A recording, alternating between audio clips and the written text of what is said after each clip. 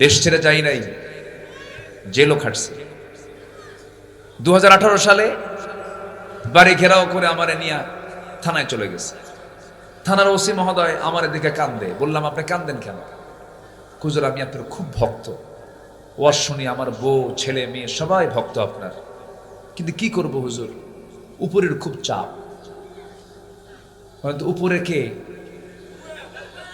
না না, উপরে কে? উপরে কে? সবার উপরে কে? আর ওদের উপরে কে?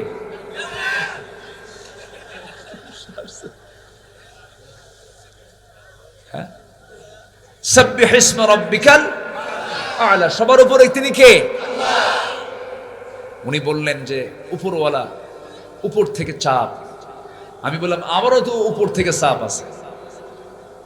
আপনার উপরওয়ালা দুনিয়া, আর আমার উপরওয়ালা হলো আমার আল্লাহ তাআলা। আমাকে বলতেছে, হুজুর মাফ করে দিয়েন, কোনো উপায় নাই, মামলা দিতেই হচ্ছে, জেল খাটতেই হবে। হুজুর কি করবেন, বউ বাচ্চা আছে, চাকরি বাঁচান তো ফরজ। আমি বললাম, ইমান বাঁচান তো নফল। মামলা খান দিয়া পাঠায় দিল জেলখানায়। ঢুকলাম, খুব ব্যস্ত থাকি বাইরে। জেলখানার ভিতরে কিন্তু খুব একটা কষ্ট ছিল না, ভালোই ছিল। কি নিরিবিলি না, দেখুন বাইরে যে ঝামেলাগুলো থাকে, ওখানকার নামাজ, ওখানকার ইবাদত গুলো খুব মনোনিবেশ দেওয়া হয়, খুব ভালো হয়। শোনেন, ইমানদারের জন্য ভিতরেও যা, বাইরেও তাই, ঠিক কিনা? আর দুনিয়া সিজনুল মুমিন ওয়া জান্নাতুল লিল কাফির। দুনিয়াটা হলো মুমিনদের জন্য কারাগার, ওটা একটু ছোট কারাগার, আর দুনিয়াটা বড় কারাগার। সবই কারাগার। আপনি কি আপনার ইচ্ছা মতো চলতে পারবেন? চলতে হবে কার আইন দিয়া, কার বিধান দিয়া। অথবা আমরা কি কেউ ওইরকম নিজের ইচ্ছা মতো স্বাধীন মতো চলতে পারবো? ইমানদারের জন্য এটা চলবে না। তো ভিতরে ঢুকলাম, ঢোকা মাত্রই এক মুরব্বী চাচার বয়স 85 বছর আমাকে দেখে লম্বা একখান সালাম দিয়ে বলে, হুজুর আপনি জেলখানায় ঢুকলেন, খুব খুশি হলাম। বললাম, খুশি হলেন কেন? বলতেছে, হুজুর আপনার ওয়াজ শুনতে যাই, বহু দূর থেকে দেখি, ওয়াজ শুনি, মুসাফা করতে পারি না, মোয়ানাকা করতে পারি না, একটু কথা বলতে পারি না, কত সুন্দর করে আপনি আমার এত কাছে চলে আসছেন, থাকেন জেলখানায় থাকেন। তো ভিতরে থাকলাম।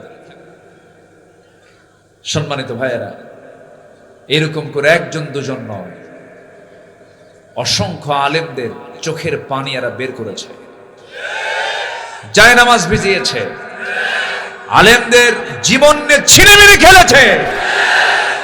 আল্লাহ ধরেছেন এমন ভাবে ওরা টেরই পায় না। যেমন করে ফেরাউনকে ধরছিলেন, ফেরাউন মৃত্যুর পূর্বেও জানতো না যে আমার এই দড়িয়া আমাকে সুপান খেতে হবে।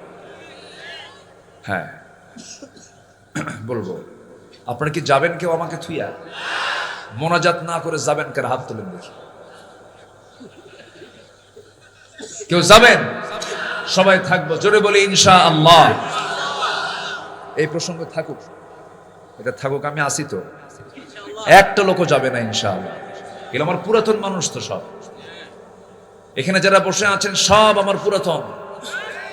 এখানে আমি এসেছি কত কত আগে এসেছি, 2017 সালে এসেছি, আজকে 24। যাদের মুখে মোষ দাড়ি ওঠে নাই তাদের এখন দাড়ি উঠে গেছে। 2017, 2024, 8 বছর পর আবার দেখা হলো, বলি আলহামদুলিল্লাহ।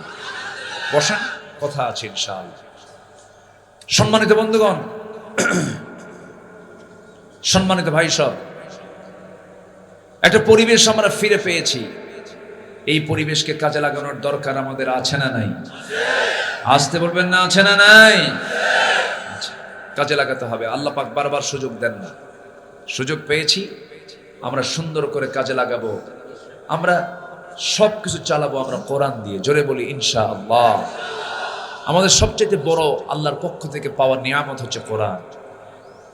কোরআন আছে বলেই তো আমরা আল্লাহকে চিনতে পেরেছি, রসুলকে চিনতে পেরেছি, সিরাতুল মুস্তাকিম খুঁজে পেয়েছি, জান্নাতের দরজা কোনটা আমরা বুঝতে পেরেছি। কোরআন যদি না আসতো আমরা কিছুই খুঁজে পেতাম না, চিনতাম না, আমার রবকে বুঝতাম না। বলি আলহামদুলিল্লাহ। এই কালাম কে নাজিল করেছেন? বলেন কে? এর কোনো ব্যর্থতা আছে? এর কোনো অসম্পূর্ণতা আছে? এর কোনো অপ্রাসঙ্গিকতা আছে? এর কোনো অতিরিক্ততা আছে? না, এটা এমন কিতাব বান্দার জন্য যা দরকার তাই দিয়েছেন। জোরে বলি সুবহানাল্লাহ। শুধু নামাজের জন্য এত বড় কিতাব আল্লাহ পাক নাজিল করেন, সব সমাধানের জন্য কোরআন নাজিল করেছেন। সব চলবে এটা দিয়ে। কয়েকদিন আগে আমি একটা আয়াত পড়তেছিলাম, তেলাওয়াত করতেছি। তেলাওয়াত করতে করতে একটা আয়াত আমার চোখে ধরা পড়ে গেল, মানে আমার চোখে ডিপলি আমি দেখে ফেললাম। এর আগেও পড়েছি কিন্তু ওইভাবে মাথায় নিতে পারিনি। তো দেখে ফেলি, ভাবলাম যে এই আয়াতটা আল্লাহ তাআলা এত আগে দিলেন, কত আগে দিয়েছেন দেখেন। আমরা আকাশে মেঘ দেখেছি, আজকেও তো মেঘ ছিল না। সূর্য উঠছে এইদিকে, সূর্য ওঠে নাই, তো আকাশে মেঘ। এই মেঘটা কে তোলেন? তো আমি একটা আয়াত পড়তেছিলাম, আয়াতের মধ্যে একটা জায়গায় গিয়ে এসে আমি আটকে গেলাম যে আল্লাহ তুমি এই কথাটা কত আগে বলে দিয়েছ। আকাশে মেঘ, বৃষ্টি আসে, শতাব্দীর পর শতাব্দী মানুষ চেষ্টা করেছে কেমনে এই বৃষ্টিটা আসে, গবেষণা করে বের করতে পারে না। 19-20 শতকের শেষ দিকে এসে মানুষ এর রহস্যগুলো উন্মোচন করেছে। আজকে আবহাওয়া বিজ্ঞান বলতেছে বৃষ্টির জন্য প্রথমে বায়ুর প্রবাহ। কিসের প্রবাহ বলেন তো? বায়ুর প্রবাহ। এরপর বায়ুর প্রবাহের পরে মেঘের স্তূপীকরণ। এরপর সেই ঘনীভবন থেকেই বৃষ্টির মূল রহস্য উন্মোচিত হয়। এটা বিজ্ঞান আজকে এটা তারা প্রমাণ করেছে। আগে প্রথমে হচ্ছে বায়ুর প্রবাহ। সম্মানিত ভাইরা, বিস্ময়কর ব্যাপার হলো এই জটিল প্রক্রিয়াটা আল্লাহ পাক ১৫০০ বছর আগে সূরা রুমে আল্লাহ পাক নিখুঁতভাবে তাও বর্ণনা করে দিয়েছে। এখন বলুন তো, বিজ্ঞান কি প্রমাণ করলো না কোরআন থেকে ধার নিল? ধার নিয়েছে। আল্লাহ রাব্বুল আলামিন বলেন, আল্লাহুল্লাযী ইউরসিলুর রিয়াহা ফাতুসীরু সাহাবান ফায়াবসুতুহু ফিস সামাই কাইফা ইয়াশা ওয়ায়াজআলুহু কিসাফান ফাতারাল ওয়াদাকা ইয়াখরুজু মিন খিলালিহি فإذا أصاب به من يشاء من عباده إذا هم يستبشرون জোরে বলুন আল্লাহু আকবার। তিনি তো সেই আল্লাহ যিনি, তিনি তো সেই প্রভু যিনি বায়ু প্রেরণ করেন, বায়ু প্রবাহ করেন, এরপর তা মেঘমালাকে সঞ্চারিত করে। অতঃপর তিনি মেঘমালাকে যেভাবে ইচ্ছা সেইভাবে আকাশে ছড়িয়ে দেন। আমার বন্ধুগণ, এরপর আল্লাহ বলছেন তাকে স্তরে স্তরে তা রেখে দেন। এই যে সুন্দর করে সম্পূর্ণ তথ্যটা দিয়েছেন, এটা দিয়েছেন তিনি আমারকে। এটা হচ্ছে মেটেরোলজি, মেটেরোলজিক্যাল সায়েন্স অ্যান্ড কোরআন, আবহাওয়া বিজ্ঞান। এই আবহাওয়া বিজ্ঞানের এই তথ্য আল্লাহ পাক কত আগে দিলেন। আবার এই আকাশ থেকে যে বৃষ্টি আসে, এই বৃষ্টিটা মেঘ আকারে আল্লাহ পাক আকাশে যে জমা করেন, দুনিয়ার পানিকে আল্লাহ পাক বাষ্পীয় আকারে তোলেন। কি আকারে তোলেন?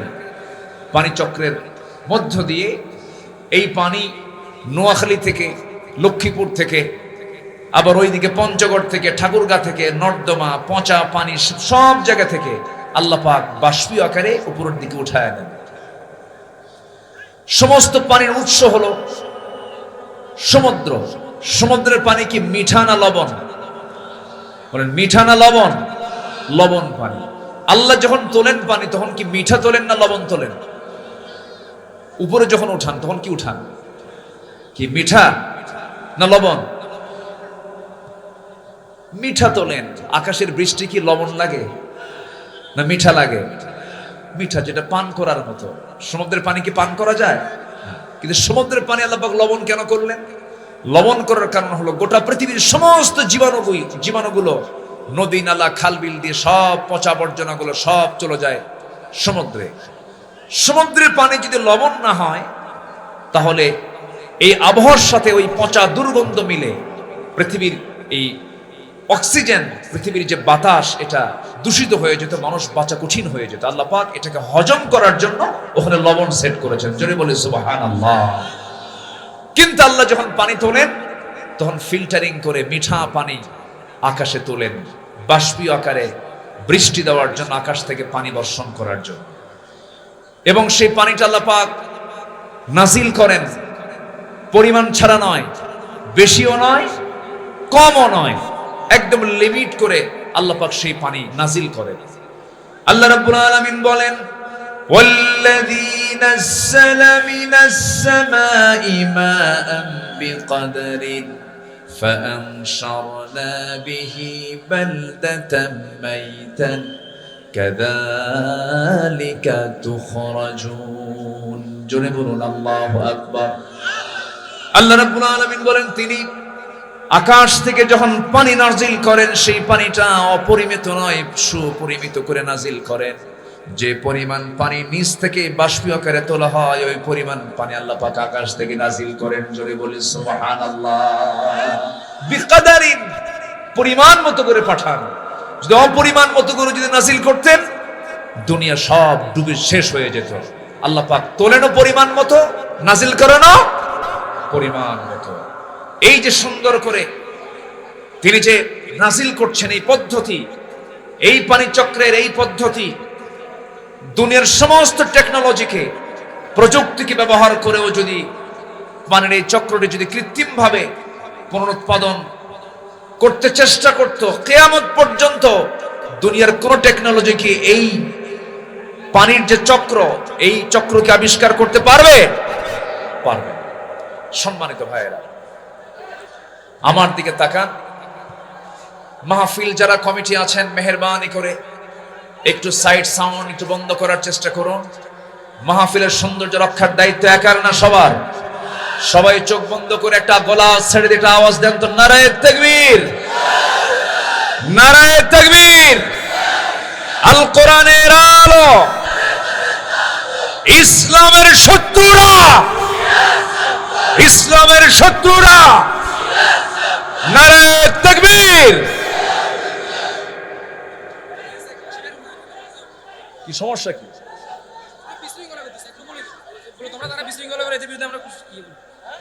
মেহেরবানি করে বসুন। একটা লোক উঠবেন না এখান থেকে। আমি উঠলে আপনি উঠবেন, আমি উঠলে আপনি উঠবেন।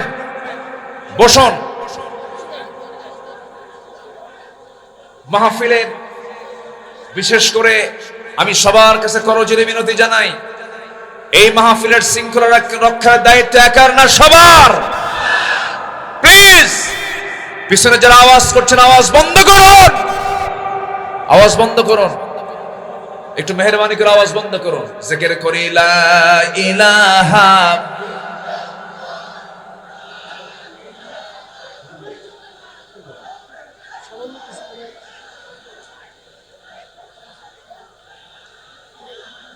আমি প্লিজ, আমি কিন্তু উঠতে বলিনি ভাই।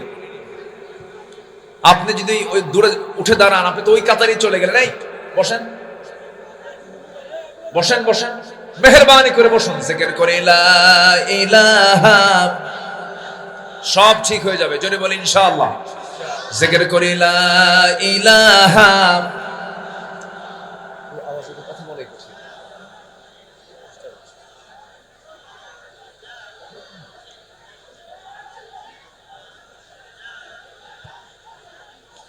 আরো জোরে লা ইলাহা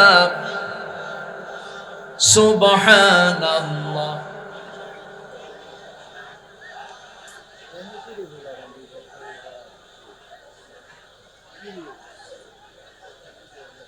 জোরে সরে লা ইলাহা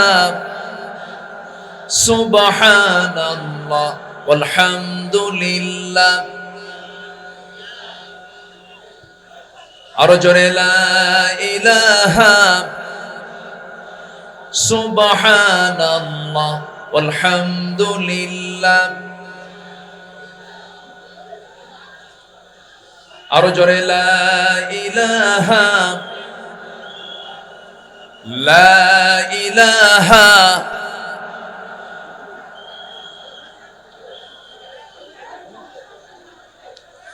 লা ইলাহা।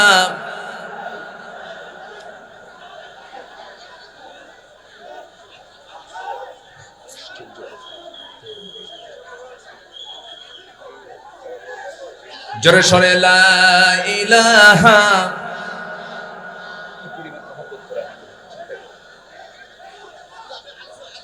কেমনে করবো আমি আলোচনা?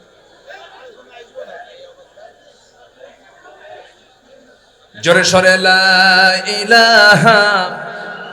মঞ্চের পিছনে আওয়াজ কেন? মঞ্চের পিছনে কেন আওয়াজ হচ্ছে?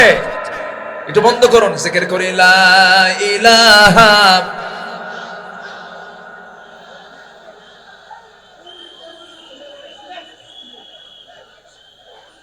লা ইলাহা সুবহানাল্লাহ ওয়ালহামদুলিল্লাহ।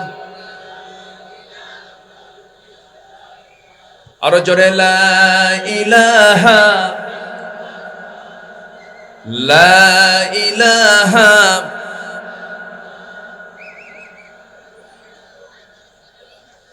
লা ইলাহা।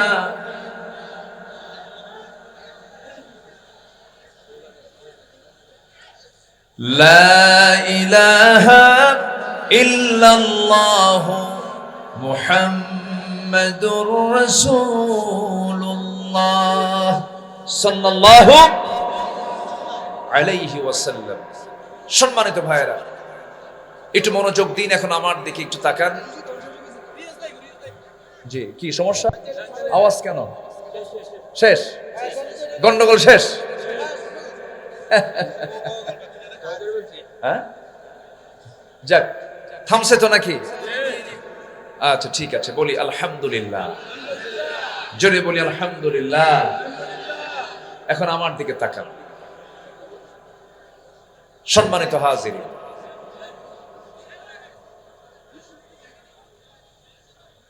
সম্মানিত হাজিরিন, এখন আমার দিকে তাকান।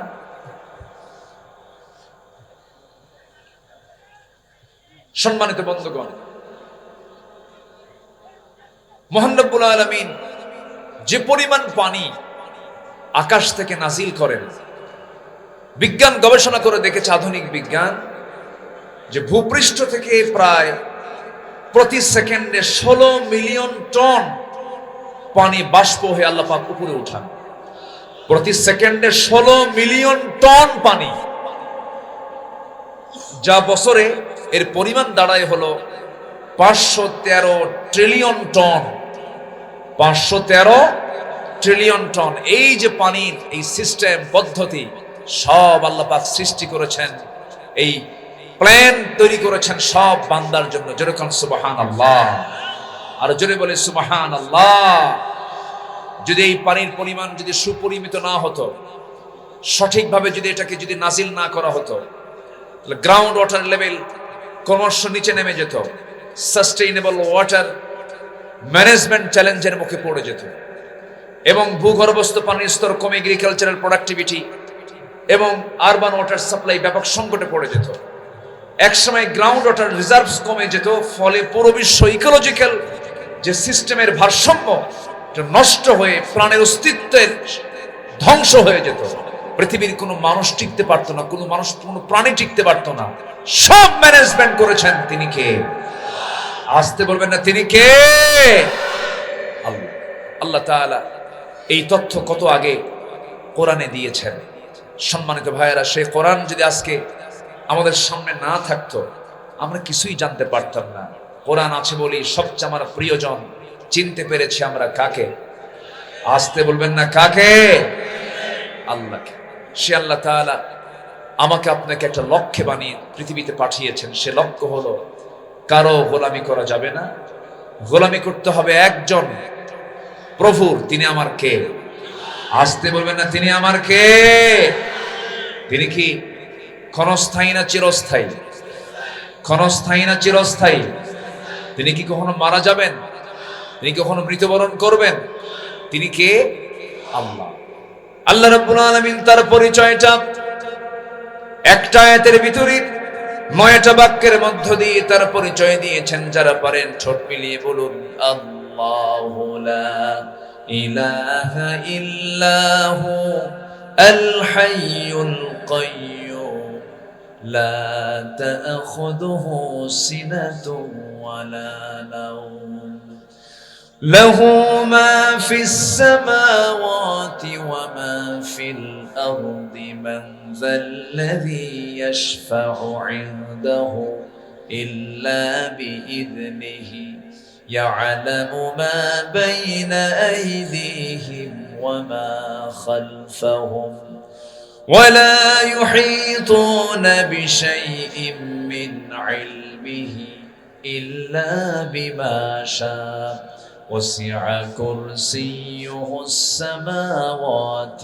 والأرض ولا يؤوده حفظهما وهو العلي العظيم جنبنا الله أكبر তিনি তো সেই আল্লাহ যে আল্লাহ কাউকে জন্ম দেন নাই, তিনিও কারো থেকে জন্ম হয়ে আসেন নাই। তার পরিচয়টা আরো ছোট্ট সূরার মধ্যে আল্লাহ পাক আর সুন্দর করে দিয়েছেন। যারা পারেন ঠোঁট মিলিয়ে বলুন, কুল হুয়াল্লাহু আহাদ আল্লাহুস সামাদ লাম ইয়ালিদ ওয়া লাম ইউলাদ ওয়া লাম ইয়াকুল লাহু কুফুয়ান আহাদ।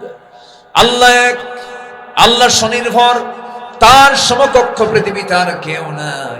সেই মহান রব্বুল আলামিন আমাকে আপনাকে দুনিয়াতে পাঠিয়েছেন। আমরা আল্লাহর কাছে আগে ছিলাম, রূহের জগতে আগে ছিলাম। রূহের জগতে থেকে আল্লাহ পাক আমাকে মার পেটের জগতে পাঠায়া দিয়েছিলেন আলামে বুতুন। সেই মার পেটের ভিতরে নির্দিষ্ট সময় অতিক্রম করার পরে দুনিয়ার জিন্দেগিতে আলামে জাহানে পাঠিয়েছেন। 3 নম্বর জগতে আমরা আছি। দুনিয়ার যখন জীবন শেষ হয়ে যাবে রে, এরপরে আলামে বারজাখ চলে আসবে, সামনে কবরের জিন্দেগি চলে আসবে। আমি পৃথিবীতে এসেছিলাম, দুনিয়াতে থাকবো, যে কয়দিন হায়াত আছে এরপরে কবরবাসী হয়ে যাব। এখনই যদি মৃত্যু হয়ে যায়, কে বলেছে বাবা আপন, কে বলেছে মা আপন, কে বলেছে ভাই আপন, কে বলেছে স্ত্রী আপন, কে বলেছে সন্তান আপন? এক্ষুনি মরে যাব, সব আমার পর হয়ে যাবে।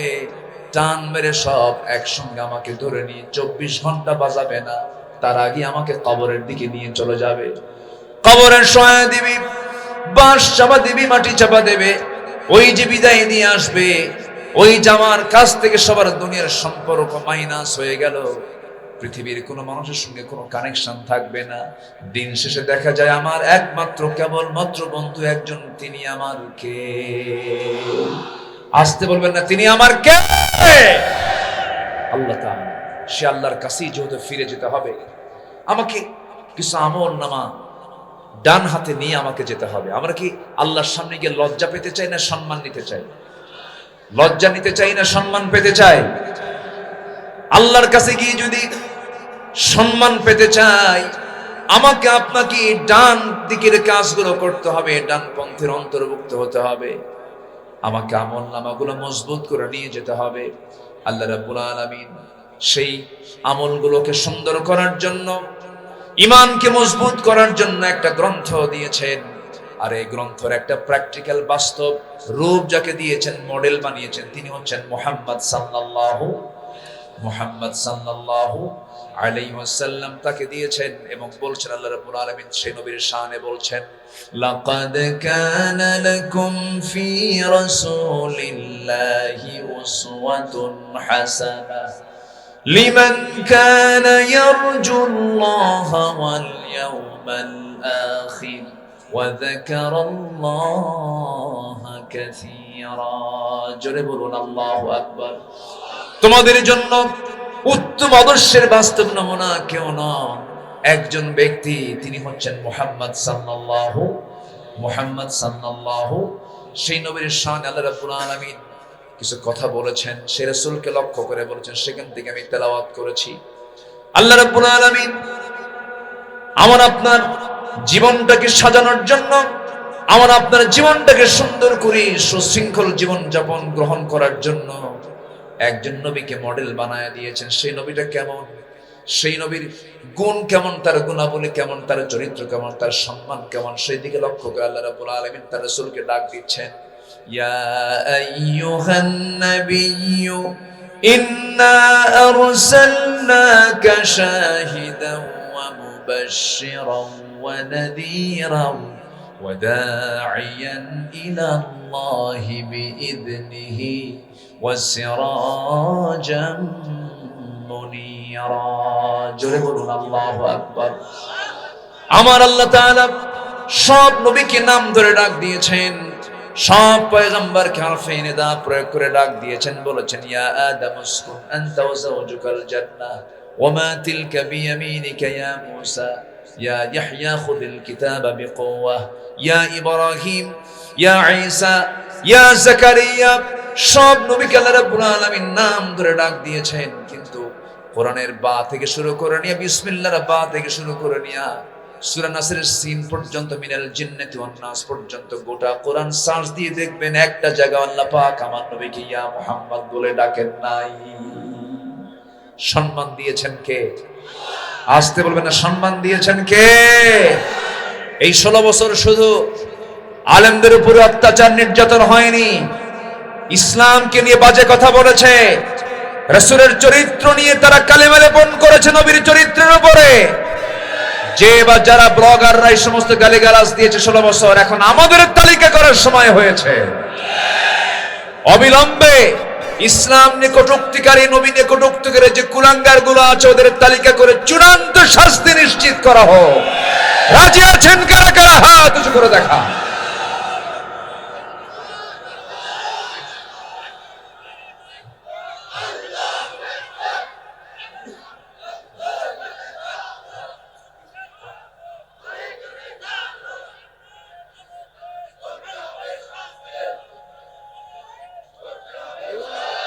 আল্লাহ কবুল করুন, জোরে বলি আমিন, আরো জোরে আমিন। নিঝুম মজুমদার নাম শুনছেন তো? হার্পিক মজুমদার, হ্যাঁ, এই বদমাইশ বহু বাজে কথা বলেছে।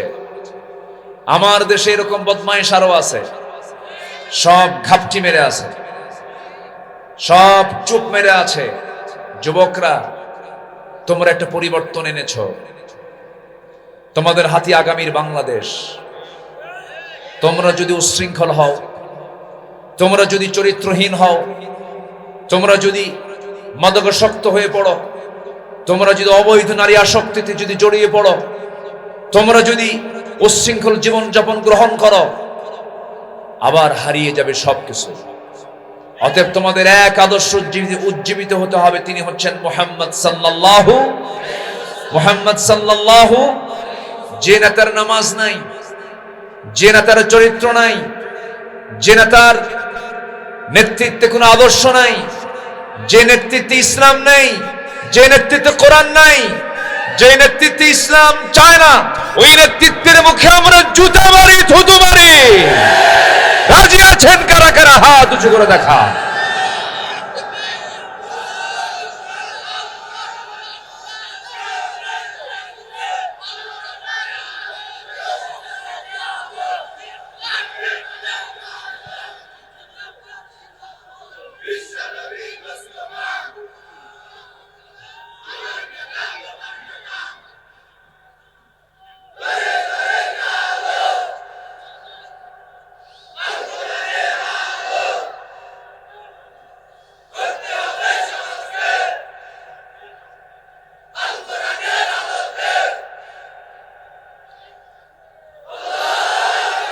আল্লাহ কবুল করুন, জোরে বলি আমিন।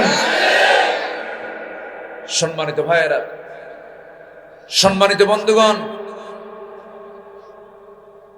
রাসূলকে যদি আপনি শুধু নামাজে মানেন, রাসূলকে শুধু যদি আপনি রোজায় মানেন, নামাজে মানবো, রোজায় মানবো, মেসোয়াকে মানবো, মিষ্টি খাওয়াতে মানবো, ঘুমাতে মানবো, জুব্বায়ে মানবো, দাড়িতে মানবো, সুরমাতে মানবো, দাঁত ভাঙ্গা সুন্নত মানবো না, রাষ্ট্র গঠনের সুন্নত মানবো না, আপনি উম্মত নন, আপনি ভণ্ড, আপনি প্রতারক। সমাজে আছে না নাই? এরকম আছে না নাই? সব দেখলাম তো, সব দেখা শেষ।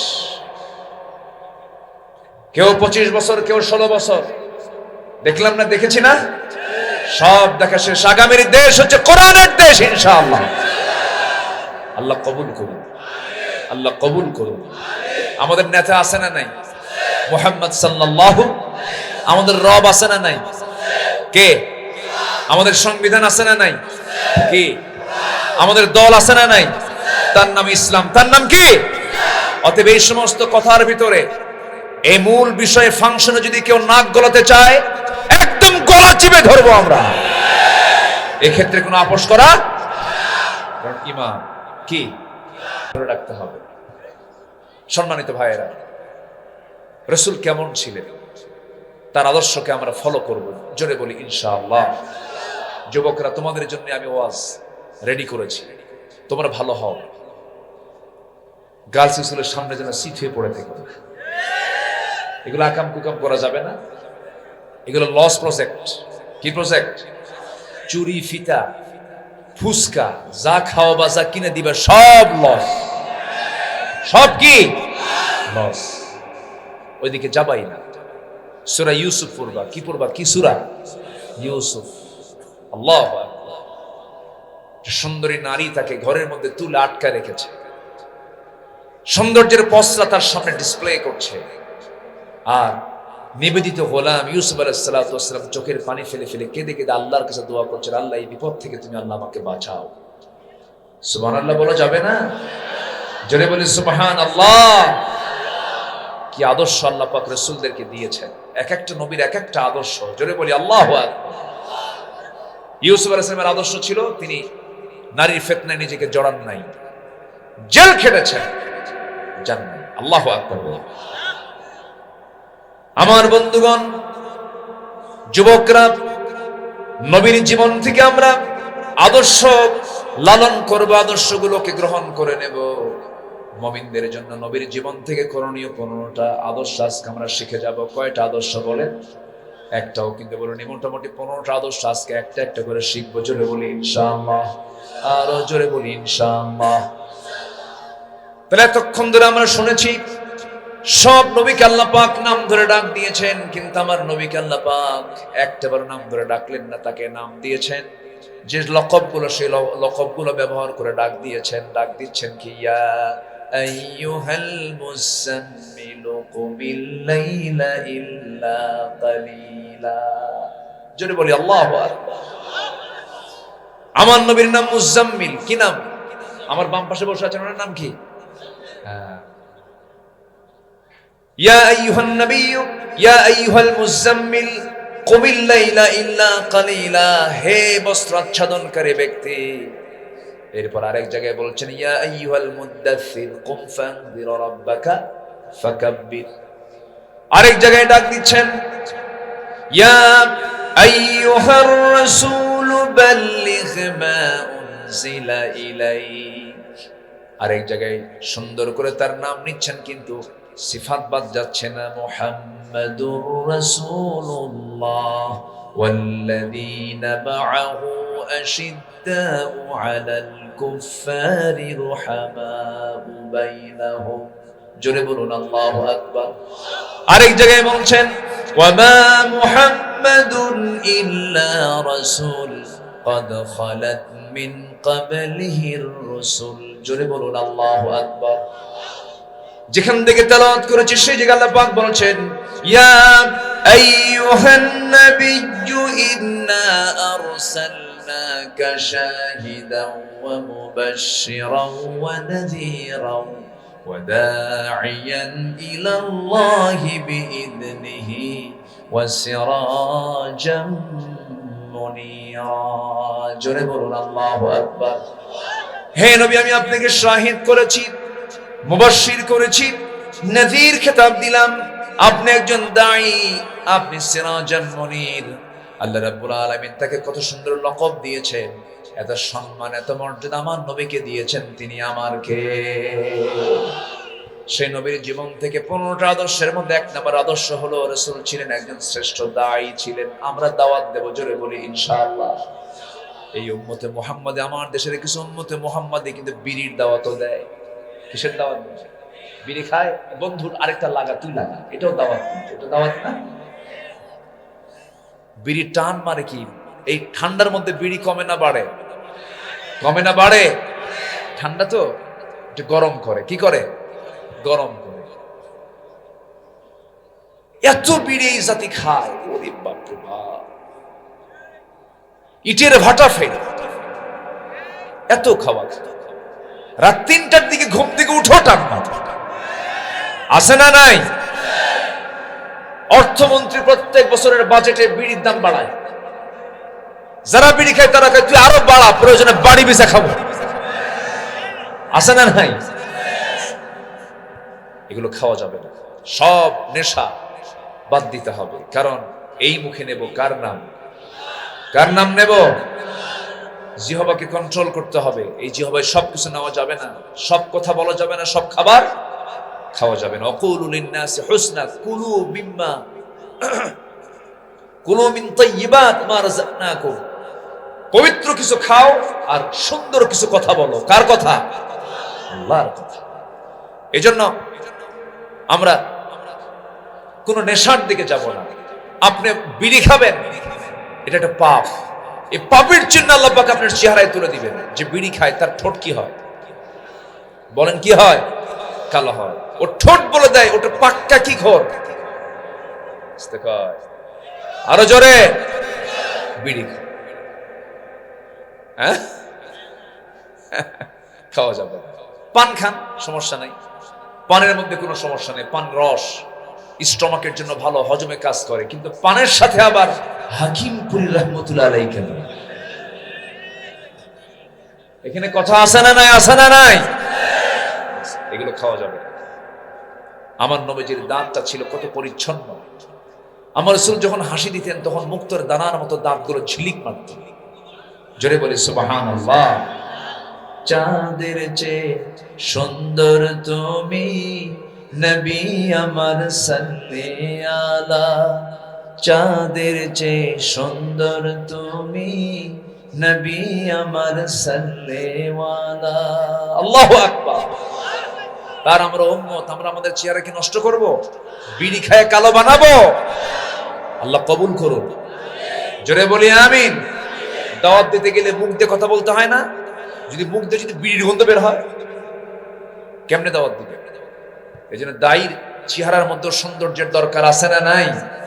আচ্ছা, দাওয়াত দেব আমরা। রাসূল দাওয়াত দিয়েছেন সুন্দর করে, কত সুন্দর করে তার দাওয়াত পদ্ধতি ছিল। আল্লাহ রাব্বুল আলামিন বলেন, উদউ ইলা সাবিলি রাব্বিকা বিল হিকমাতি ওয়াল মাউইযাতিল হাসানাহ ওয়াজাদিলহুম বিল্লাতী হিয়া আহসান ইন্না রাব্বাকা হুয়া আ'লামু বিমান দাল্লা আন সাবিলিহি ওয়া হুয়া আ'লামু বিল মুহতাদিন। জোরে বলুন আল্লাহু আকবার। সূরাতুন নাহল আয়াত নাম্বার 1 to 5, 125 নম্বর আয়াত। আল্লাহ পাক রাসূলকে স্পেশালি এক বচন শব্দ প্রয়োগ করে বলছেন, হে রাসূল আপনি দাওয়াত দিন আপনার রবের পথে, প্রজ্ঞার সাথে, উত্তম নসিহতের মধ্য দিয়ে সুন্দর করে আপনি কালিমার দাওয়াত দিন। আমার নবীজির দাওয়াতের পদ্ধতি এত সুন্দর ছিল যে ওমরের মতো একজন ক্ষিপ্র মেজাজি মানুষ রাসূলকে মারার জন্য রওনা দিয়েছে।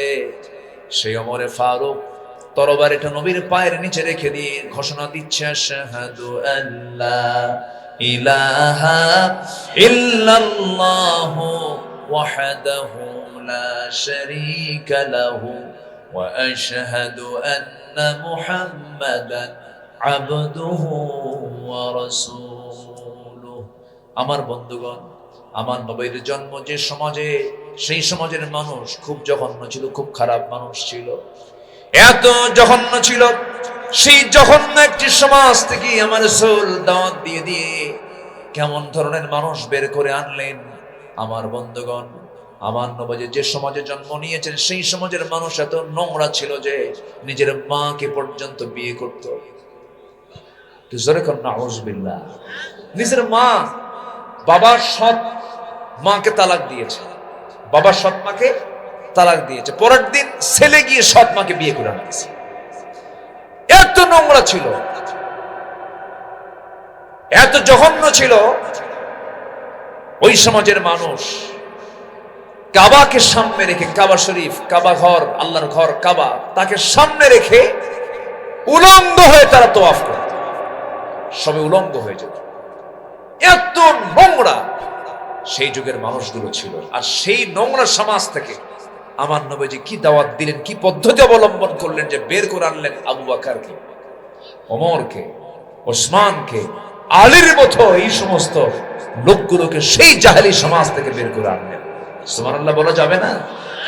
জোরে বলে সুবহানাল্লাহ। এক সাহাবী নবীর সামনে কান্দে। রাসূল বলেন, সাহাবী তুমি কান্দো কেন? শুধু অঝরে ঝাড়ায় কাঁদতেছে কয়েকদিন ধরে। রাসূল বলছেন, তুমি কি দিন গ্রহণ করে ভুল করছো নাকি ঠকছো? কান্দো কেন?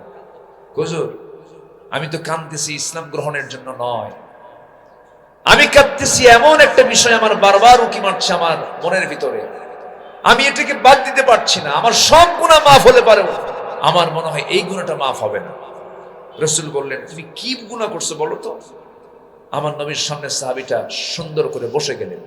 রাসূল তাকে সাহস জুগিয়ে বলেন, বলো তোমার কি হয়েছে বলো। সাহাবী কান্দে আর বলে, হুজুর, আমার কোনোদিন মনে হয়নি আমি জাহেলি সমাজের মানুষ ছিলাম, এটা ডোন্ট কেয়ার, কিছু মনেই করিনি, কিন্তু দিন গ্রহণ করার পর একটা রাত আমার ঘুম হয় না একটা কারণে। কেন? নিজের হাতে আমার মেয়ে সন্তানকে আমি খুন করেছি। রাসূল বললেন, খুন কেমনে করলা বলো? হুজুর, সন্তান আমার স্ত্রী গর্ভে, বললাম যাও মার বাড়িতে যাও, সন্তান যদি ছেলে হয় নিয়ে আসবা, মেয়ে হলে পরে জীবন্ত পুঁতে হত্যা করে আমার কাছে চলে আসবা, মেয়ে সন্তানের চেয়ার আমি দেখতে চাই। পাঠায়া দিলাম। বউ আমার সঙ্গে মিথ্যা কথা বলে সন্তানটা হয়েছে মেয়ে, কিন্তু মৃতর তথ্য দিয়ে সন্তানকে অন্য বাড়িতে রেখে ধীরে ধীরে বড় করেছে। 6 বছর বয়স। কোনোদিন আমার চোখের সামনে ধরা পড়েনি, একদিন আমার চোখের সামনে ধরা পড়ে গেছে। আমার মতোই চোখ, আমার মতোই কপাল, আমার মতোই হাত পা।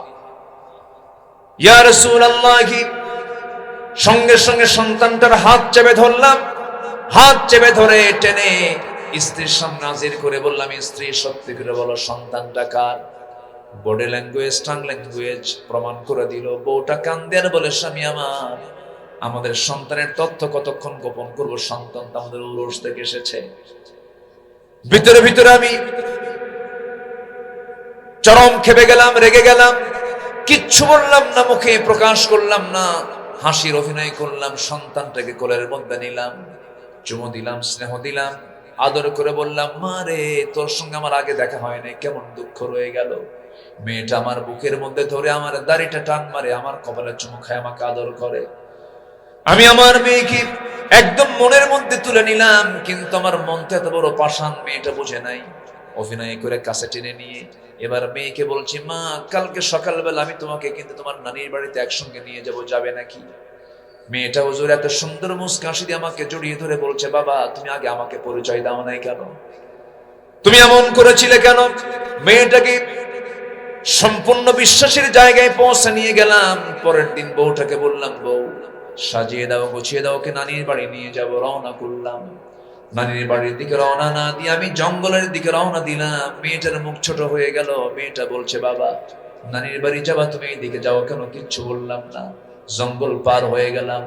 জঙ্গল পার হওয়ার পর আমি যখন সামনের দিকে ফাঁকা জায়গায় যখন কোদালটা হাতের মধ্যে নিলাম, মেয়েটার মুখ ছোট হয়ে গেল। কোদাল দিয়ে গর্ত খনন শুরু করে দিলাম। মেয়েটা বারবার বলছে, বাবা, নানির বাড়ি কখন যাবে? তুমি তো আমাকে কিচ্ছু বলো না। কিচ্ছু বললাম না।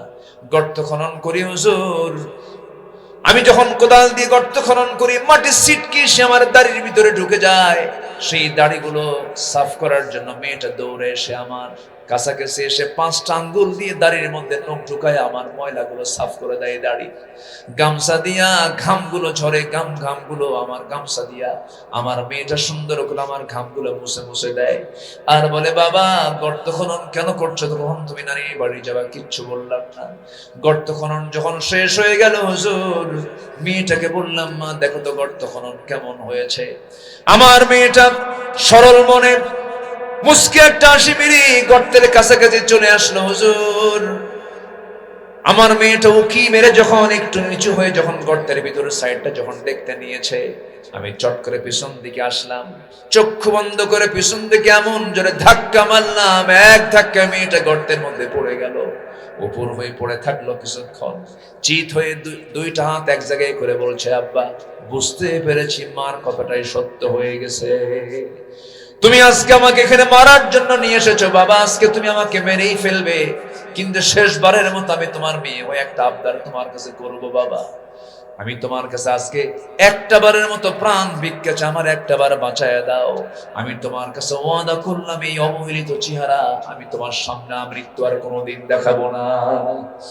বারবার আমি আমার মেয়ের দিকে তাকালাম, কিন্তু আমার এই পাষাণ হৃদয়ে মায়া দয়া হলো না। বারবার বলতেছে, কিন্তু দিলটা নরম হলো না শিরকিয়াতের কারণে, জাহালাতের কারণে। হাতের মধ্যে পাথর নিলাম, পাথর নিয়ে চোখ বন্ধ করে সন্তানটার কলিজা বরাবর যখন পাথর দিয়ে যখন ফিকা মারলাম, বুক বরাবর গিয়ে সিটকে পড়লো। সিটকে সিটকে রক্তগুলো বের হওয়া শুরু করলো, ফিনকি দিয়ে রক্ত বের হওয়া শুরু করলো। ভিতরে থেকে একটা আওয়াজ বের হলো, আব্বা। এইটা আমার কানে এসে ধাক্কা লেগেছিল সেই দিন, কিন্তু তেমন কোনো প্রতিক্রিয়া হয় নাই। কিন্তু যেদিন আমি ইসলাম কবুল করেছি সেই দিন থেকে নিয়ে আজ পর্যন্ত প্রত্যেক রাতে যখন ঘুমাতে যাই তখন পিছন থেকে আমার সন্তান ওই আব্বা ডাকটা আমার কানে আসে, বারবার ধাক্কা খায়।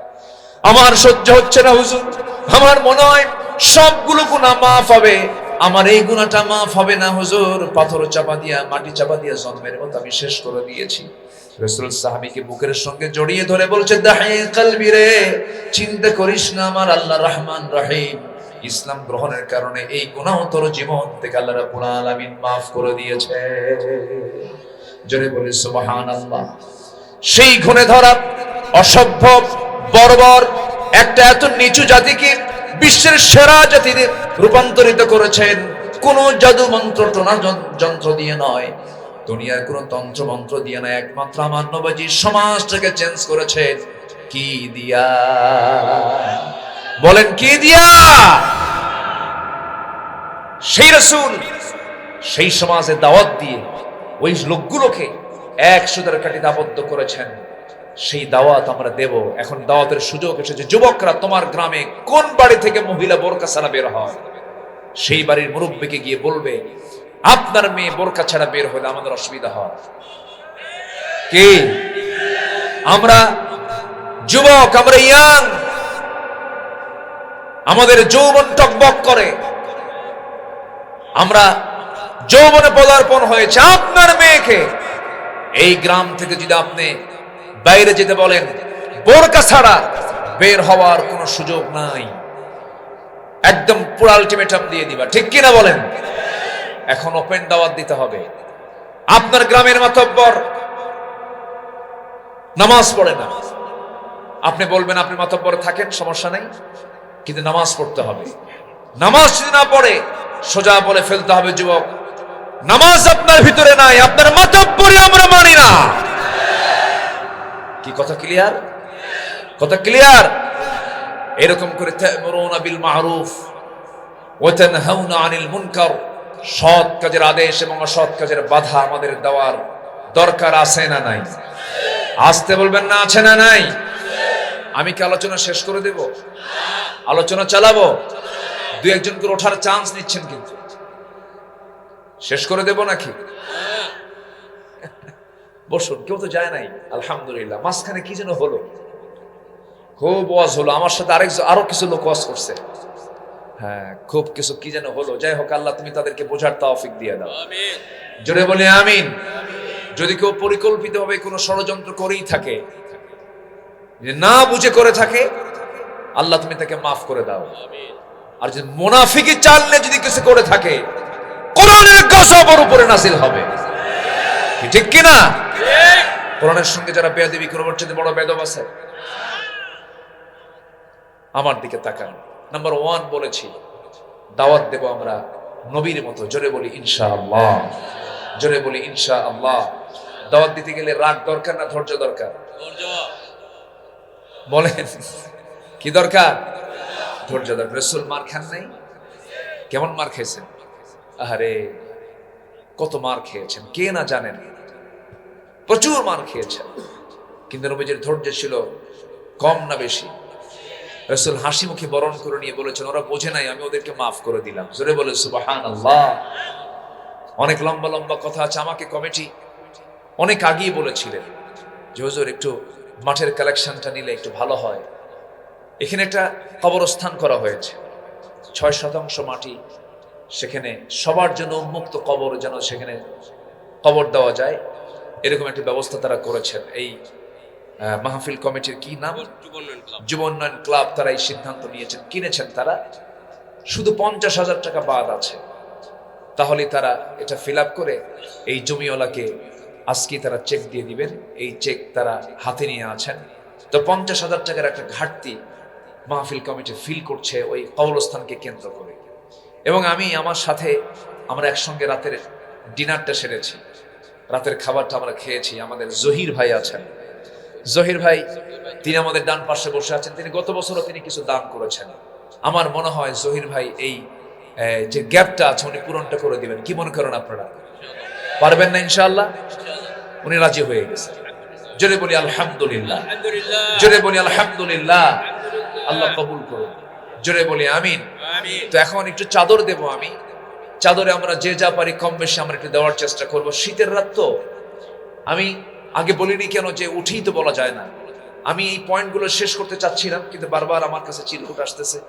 সমস্যা নাই, একটু চাদর যাবে, ব্যাগ যাবে। যদি আপনার কাছে যদি যায়, আমরা কি দেব না? একটু আল্লাহর পথে আমরা দেব না ইনশাআল্লাহ? কই চাদর কোথায়, ব্যাগ কোথায়? দ্রুত গতিতে যে যা পারি। একটা লোক উঠবেন না, যদি না দেন সমস্যা নাই, কিন্তু আপনি উঠবেন না। আমরা আলোচনার একটা ফিনিশিং দিয়ে আমরা শেষ করবো। জিকির করে সুবহানাল্লাহ,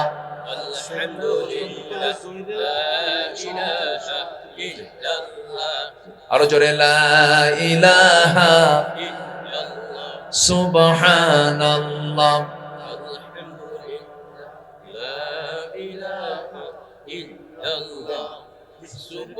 জহির ভাইকে দিয়েছেন? আচ্ছা আচ্ছা, ঠিক আছে। সভাপতি সাহেবকে দিয়ে দিবেন ইনশাআল্লাহ। জি আলহামদুলিল্লাহ, সবার সামনে উনি দিয়ে দিবেন ইনশাআল্লাহ। চেকটা যেন সভাপতি সাহেব পেয়ে যান। আল্লাহ কবুল করে নিয়েছেন, বলি আলহামদুলিল্লাহ। কি সুন্দর, মাশাআল্লাহ মাশাআল্লাহ মাশাআল্লাহ। জি দেখেন ফয়সালা হয়ে গেছে, আল্লাহ ফয়সালা করে দিয়েছেন, বলি আলহামদুলিল্লাহ। আল্লাহ কবুল করে, জোরে বলি আমিন। মাঝখান দিয়ে আপনার দান যেন মিস না হয়। আবার সবাই দিয়ে দিবেন, কিন্তু যার হাত আছে তিনি দিবেন, যার হাত নাই দেওয়ার দরকার নেই। যার হাত আছে দিতে হবে। জিকির করে সুবহানাল্লাহ,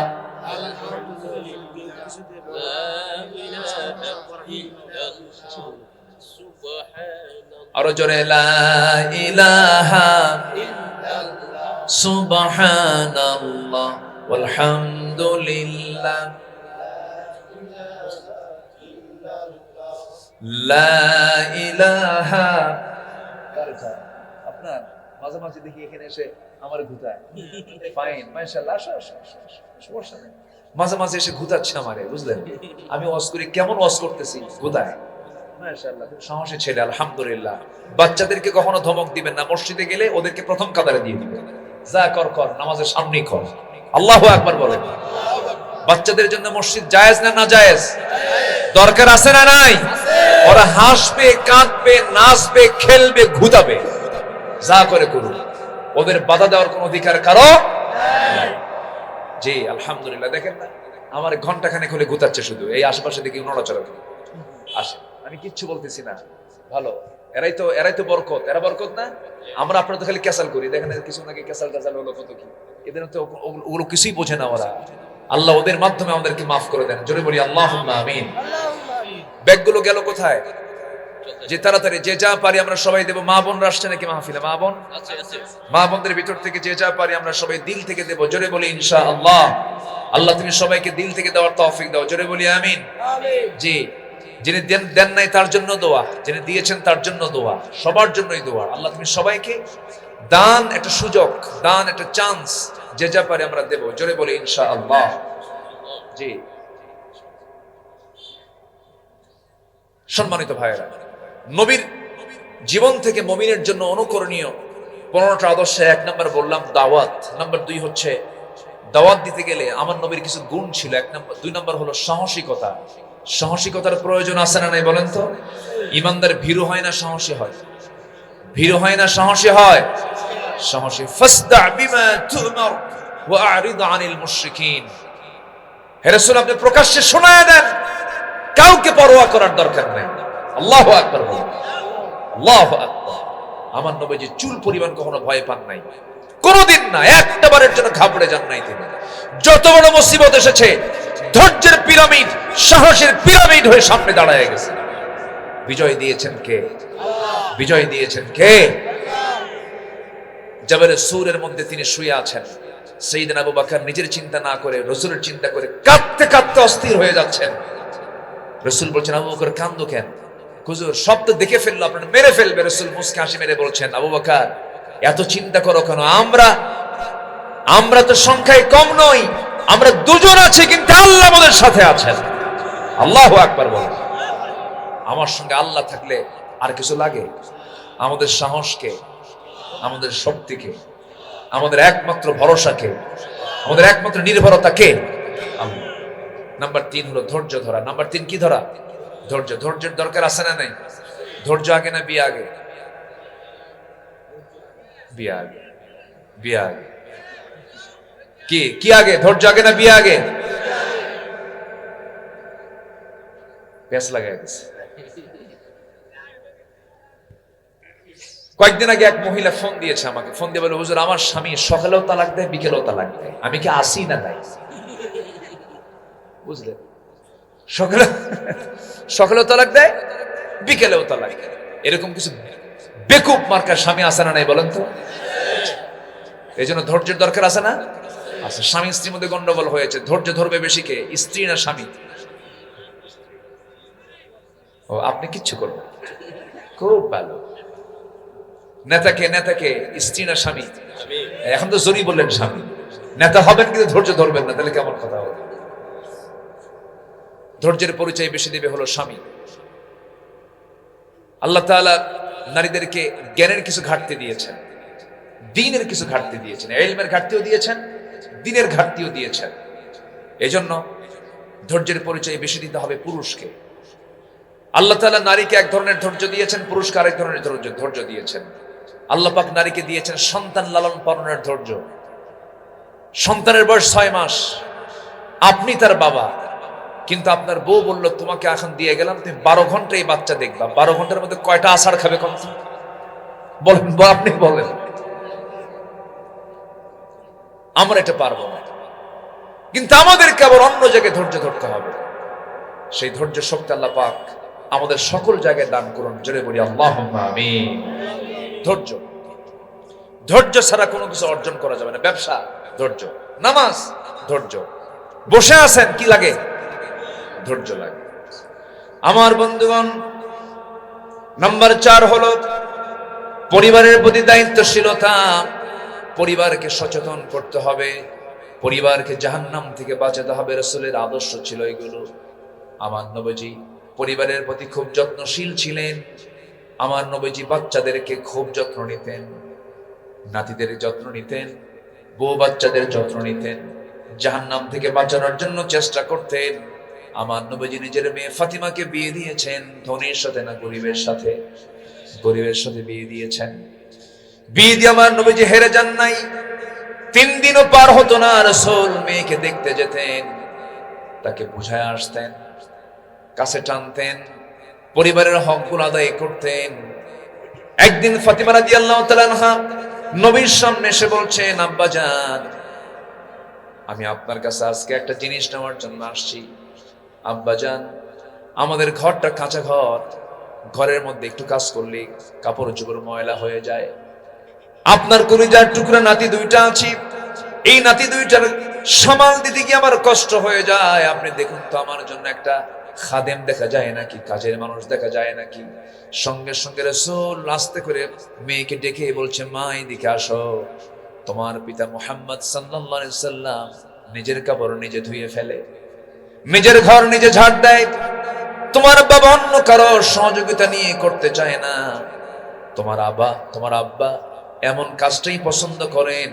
আমি চাই আমার মেয়ে ফাতিমার তার কাজের জন্য কোনো মানুষের প্রয়োজন দরকার নাই। মা, তুমি চলে যাও, আমি তোমাকে একটা আমল শেখা দিলাম। সুবহানাল্লাহ আলহামদুলিল্লাহ আল্লাহু আকবার 33 বার তুমি সকাল সন্ধ্যা পড়বে। আমার আল্লাহ রাব্বুল আলামিন তোমার সমস্ত কাজের জিম্মাদার হয়ে যাবেন। জোরে বলি সুবহানাল্লাহ। আমার নবীজি বাচ্চাদেরকে সময় দিয়েছেন, নাতিদেরকে সময় দিয়েছেন, পরিবারকে সময় দিয়েছেন। রাসূল স্ত্রীদেরকে এত মহব্বত করতেন, স্ত্রীদের মাঝে কম্পিটিশন হয়ে যেত। সবাই বলতো, আমাকে রাসূল বেশি ভালোবাসেন, আমাকে রাসূল বেশি ভালোবাসেন, অথচ রাসূল সবাইকে সমান চোখে দেখেছেন। জোরে বলে সুবহানাল্লাহ।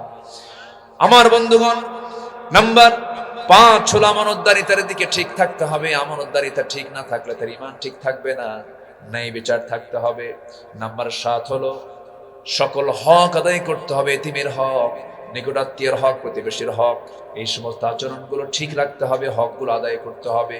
ওয়া'বুদুল্লাহ ওয়া লা তুশরিকু বিহি শাইআন ওয়া বিল ওয়ালিদাইনি ইহসানান ওয়া বিযিল কুরবা ওয়াল ইয়াতামা ওয়াল মাসাকিন ওয়াল জারি যিল কুরবা। জোরে বলুন আল্লাহু আকবার। সব হকগুলো আদায় করতে হবে। এমন সন্তান বাংলার জমিনে আছে, educated, masters pass, BCS cadre, বাপ মাকে দেখে না। আসতে কয়, আসতে কয়, আছে না নাই? আছে। বাপ মা দেখার সুযোগ নাই, সময় নাই, তার এত ব্যস্ত, বাপ মাকে দেখতে পারে না, বাপ মার সেবা করতে পারে না। আজকে চিন্তা করে দেখুন, শিক্ষার হার কিন্তু বেড়েছে, কিন্তু মানবিকতা, বাবা মার প্রতি সদয় হওয়া, প্রতিবেশীর প্রতি সদয় হওয়া, হক আদায় করা, এগুলোর কাজ কি বেড়েছে না কমেছে? কমেছে। বাপ মার সেবা কি বেড়েছে না কমেছে? কমেছে। শিক্ষার হার কিন্তু বেড়েছে। শিক্ষিত লোকের মধ্যে আজকে তালাকের প্রবণতা বেশি। মূর্খ সমাজে কিন্তু তালাক নাই। তালাক আজকে কি? শিক্ষিত সমাজে আজকে তালাকের পরিমাণ বেশি, অশান্তি। এরপর এই দেশকে এত পিছনে নিয়ে আসলো, কোন কৃষক নয়, কোন শ্রমিক নয়, কোন প্রবাসী নয়। প্রবাসী রেমিটেন্স দেশে এসেছে, দেশ আগায় দিয়েছে তারা। শ্রমিক শ্রম দিয়েছে, দেশ আগায় দিয়েছে তারা। অশিক্ষিত কৃষক কৃষি কাজ করে দেশকে আগায় দিয়েছে, কৃষক, শ্রমিক, প্রবাসী আগায় দিয়েছে। কিন্তু এই দেশের টাকা এই 16 বছরে প্রায় 11 লক্ষ কোটি টাকা দেশ থেকে পাচার করেছে কারা? কলমের খোঁচা দিয়া শিক্ষিত নামের কলঙ্ক কিছু বদমাইশ গুলো, ঠিক কিনা? এখান থেকে আরেকটা বিষয় ক্লিয়ার হয়ে গেল, সকল শিক্ষাই মূল শিক্ষা নয়। শিক্ষার ভিতরে কিছু শিক্ষা আছে যে শিক্ষার মধ্য দিয়ে তার ফলাফল 0, আর কিছু শিক্ষা আছে যার ফলাফল জাতি গঠনে বড় অবদান রাখতে পারে। তার নাম হলো কিসের শিক্ষা? বলেন, বলেন কিসের শিক্ষা? প্রত্যেকটা ডিপার্টমেন্টে কোরআন শেখা বাধ্যতামূলক করা দরকার আছে না নাই? বলেন। সামনের দেশ আমরা সাজাতে যাচ্ছি, যেহেতু যুবকরা, তোমাদের দায়িত্ব হলো এই বিষয়টা তোমরা মাথায় নিয়ে নাও।